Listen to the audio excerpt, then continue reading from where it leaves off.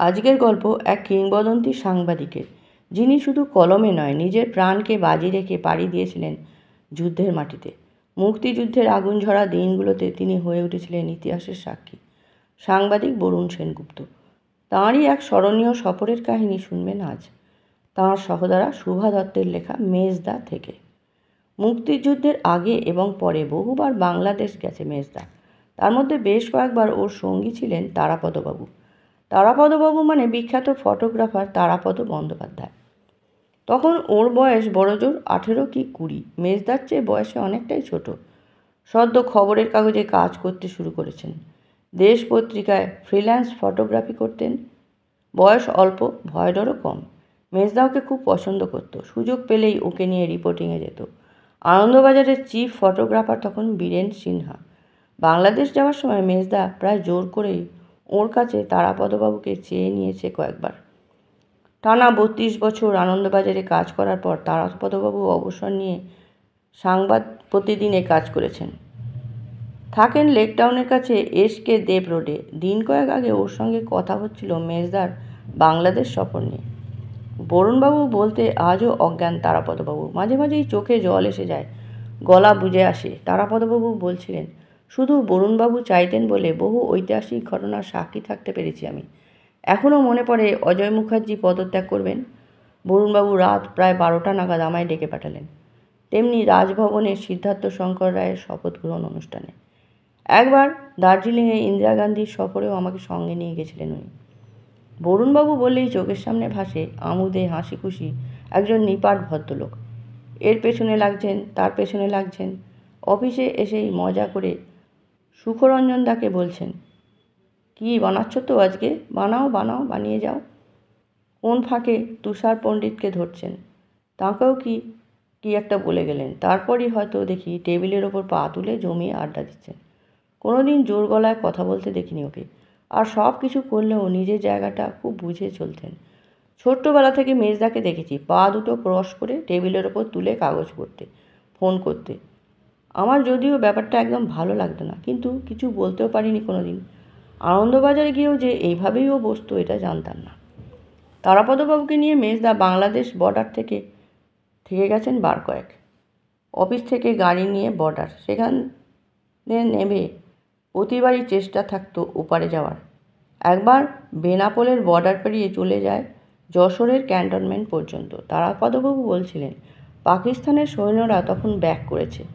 বর্ডারের ওপারে বহু বাংলাদেশি মুক্তি ফৌজ, সবার কাছে মেশিন গান। আমরা এগিয়ে চলেছি তার মধ্যেই। রাস্তায় সাধারণ লোক বলতে কেউ নেই, বাড়িঘর পোড়া পোড়া। একটু দেখলাম এক বৃদ্ধার মৃতদেহ পড়ে আছে। ক্যান্টনমেন্ট পর্যন্ত এগিয়ে থামলাম। সঙ্গে ছিলেন মুক্তি ফৌজের সেনা। তিনি বললেন, আর একটু চলুন না, ওদিকে প্লেন পড়েছে উত্তরে। হঠাৎ দেখি বরুণবাবু বললেন, না আর যাব না। আমি তো শুনে হাঁ। গেলে তো ইন্টারেস্টিং কিছু নিউজ পাওয়া যেতে। এদিকে উনি যেতে চাইছেন না। মনে মনে খুব রাগ হলো। অথচ বরুণবাবু বলে কথা, মুখের ওপর কিছু বলতেও পারছি না। পরে উনি আমায় বুঝিয়ে বললেন, ওরা যে সত্যিকারের মুক্তি ফৌজ আপনি জানছেন কি করে? কে বলতে পারে ওরা আমাদের পাকিস্তানি সেনার হাতে তুলে দেবে না? আর তা যদি হয় আমরা বেঁচে ফিরতে পারবো? ভারত পাকিস্তান সম্পর্ক যেখানে এত সেন্সিটিভ। সত্যি বলছি, এই ব্যাপারটা আমার একেবারেই মাথায় ছিল না। বরুণবাবু বলার পর বুঝতে পেরেছি যাওয়াটা কতটা ঝুঁকির হয়ে যেত। ঠিক এই সময় কলকাতার যুগান্তর কাগজে দুজন সাংবাদিক বাংলাদেশে গিয়ে নিখোঁজ হয়ে যান। তাদের আজ পর্যন্ত পাওয়া যায়নি। এই খবরটা পাওয়ার পর আমি আরও যেন বুঝতে পারি। বলতে গেলে বরুণবাবুরই দূরদর্শিতায় সেবারের মতো প্রাণে বেঁচে ফিরে আসতে পেরেছিলাম। দুজন সাংবাদিকের নিখোঁজ হওয়া নিয়ে যুগান্তরের এক নবীন সাংবাদিককে জিজ্ঞেস করেছিলাম। তিনি বললেন, হ্যাঁ ঘটনাটা সত্যি। ওই দুজন ছিলেন সাব এডিটর। অফিস ওদের যেতে বলেনি অবশ্য, ওরা নিজেরাই গিয়েছিল। ভেবেছিলেন হয়তো এরকম ঐতিহাসিক একটা ঘটনা ঘটছে, তার সাক্ষী থাকবো না। আগরতলা থেকে চট্টগ্রাম যান ওরা। সেখানে পাক সেনারা হাতে ধরা পড়েন। তারপর আর তাদের খুঁজে পাওয়া যায়নি। আর একবার অন্য পথে তারাপদবাবুকে নিয়ে বাংলাদেশ যায় মেজদা। তখন যুদ্ধ চলছে। তারাপদবাবু বলছিলেন, সেবার ওপারে যাওয়ায় মিলিটারি ব্যাজ দেওয়া হয়েছিল। মিলিটারির পেছন পেছন আমরা যাওয়ার অনুমতি পেলাম। বরুণবাবু সব অ্যারেঞ্জ করলেন। বললেন, আমরা গৌহাটি হয়ে যাব। গৌহাটি থেকে মেঘালয় পেরিয়ে তুরা। সেখান থেকে বাংলাদেশ ঢুকবো। প্লেনে গৌহাটি চলে গেলাম, সেখান থেকে অ্যাম্বাসাডার নিয়ে মেঘালয়ে এক রাত কাটিয়ে পরদিন ভোরে তুরা থেকে ধান ক্ষেতের ওপর দিয়ে গাড়ি চালিয়ে ময়মনসিংহের দিকে এগোচ্ছি। দুপাশে গিজির করছে ব্যাংকার। ভাগ্য ভালো তাতে পাকিস্তানি সেনা নেই। ময়মনসিংহ পৌঁছালাম, রাস্তা ধুধু করছে, একটাও লোক নেই কোথাও। চারদিক এতটাই থমথমে যে দিনের বেলাতেও গা ছমছম করে। এদিকে আমাদের গাড়িতে তেল ভরতে হবে। বরুণবাবু একজনকে খুঁজে বার করলেন, তাকে ডেকে বললেন, দাদা পেট্রোল পাম্প কোথায়?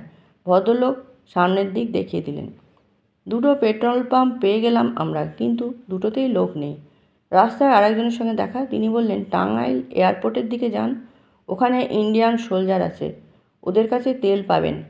টাঙ্গাইল এয়ারপোর্ট পৌঁছে দেখলাম ষাঁড় দিয়ে মিলিটারি দাঁড়িয়ে আছে। মেজরকে গিয়ে বরুণবাবু বললেন তেল দরকার। উনি কাছেই রাখা কয়েকটা ড্রাম জ্যারিকেন দেখিয়ে বললেন, ওখান থেকে নিয়ে নিন। তারপর বরুণবাবুকে মেজর বললেন, আজকেই বিকেলে বাংলাদেশ স্বাধীন হবে।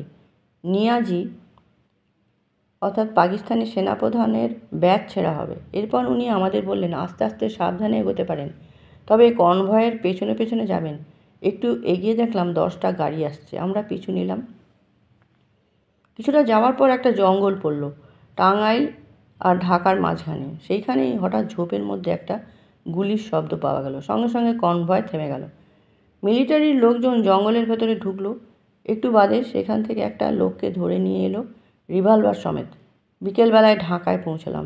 ঢাকা থেকে তখন খবর পাঠানো সম্ভব নয়, কোনো ফোন নেই, টেলিপ্রিন্টার তো দূরের কথা। বরুণবাবু তাই ভারতীয় সেনাদের একটা হেলিকপ্টারে করে ঢাকা থেকে বর্ডারে চলে গেলেন। আমি আর এক সাংবাদিক তরুণ গঙ্গোপাধ্যায় থেকে গেলাম। ঢাকার কন্টিনেন্টাল হোটেল তখন রেড ক্রস সোসাইটির আওতায়। আমরা সেখানে উঠলাম। সারা রাত কোনো খাবার নেই। সামনে বিরাট কাঁচের জানলা, তার পর্দা সরিয়ে বাইরেটা দেখলেই বুকটা হিম হয়ে যায়। দাউ দাউ করে আগুন জ্বলছে এখানে ওখানে, মাঝে মাঝে গুলির শব্দ। সারা রাত জেগে কাটিয়ে দিলাম। পরদিন সকালে বরুণবাবু ফিরলেন। আমি তখন মুজিবুর রহমানের বাড়ি খুঁজে ছবি তুলব বলে বেরিয়েছি। আমার সঙ্গে ওর দেখা হয়নি। মুজিবর আদতে যে বাড়িতে থাকেন সেই বাড়ি একটু খোঁজাখুঁজির পর একজন হঠাৎ বললেন, ধানমন্ডিতে মুজিবরের আর একটা বাড়ি আছে, সেখানে পাক সেনারা তার বউ ছেলে মেয়ে সবাইকে আটকে রেখেছে। অনেক কষ্টে পেয়ে গেলাম সেই বাড়ি, আর বুঝেও গেলাম খবরটা মিথ্যে নয়, 100% সত্যি। তখনই দেখি একটা কনভয় যাচ্ছে ভারতীয় সেনাদের। আমরা হাত দেখিয়ে থামিয়ে সব বললাম। মেজর জেনারেল তারা সিং আমাদের কথা শুনে তক্ষুনি অর্ডার দিলেন বাড়িটা কর্ডন করে ফেলতে। একটু বাদেই দেখি পিলপিল করে কোথা থেকে পাকিস্তানি সেনা বেরিয়ে আসছে।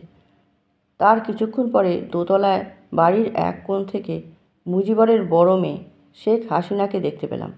ভারতীয় সেনাদের তিনি চিৎকার করে বলছেন, আপনারা উদ্ধার করুন, ওরা আমাদের মেরে ফেলবে। তারা সিংয়ের দাপটে পাক সেনারা আত্মসমর্পণ করলেন। সে এক রোমহর্ষক অভিজ্ঞতা।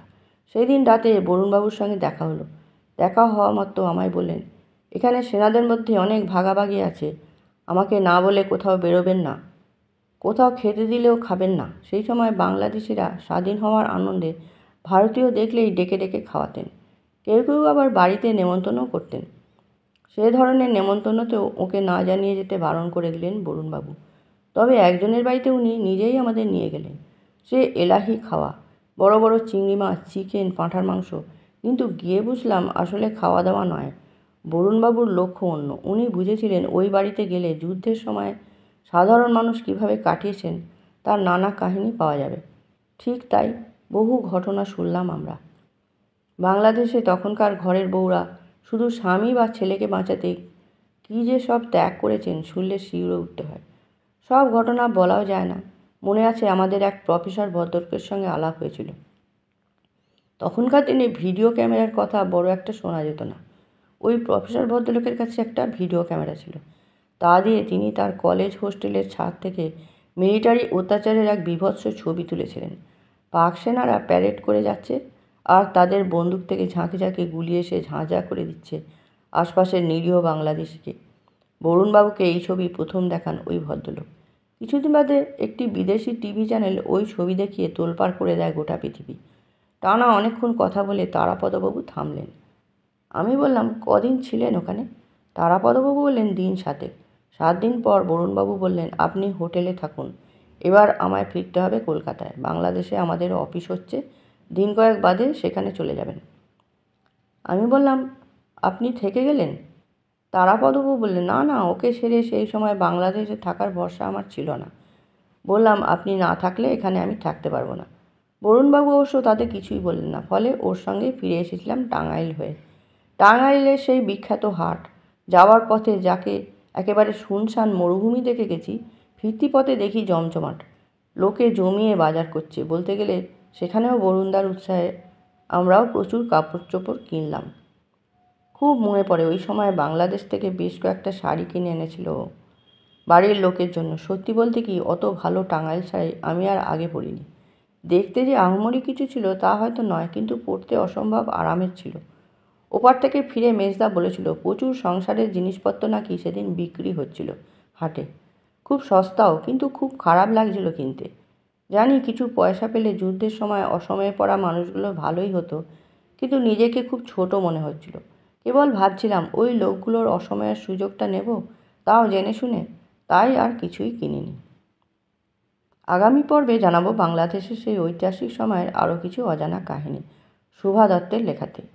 দেখতে থাকুন বিনোদন 85 চ্যানেল এবং চ্যানেলটি সাবস্ক্রাইব করে রাখুন যাতে পরের পর্ব মিস না করেন। নমস্কার।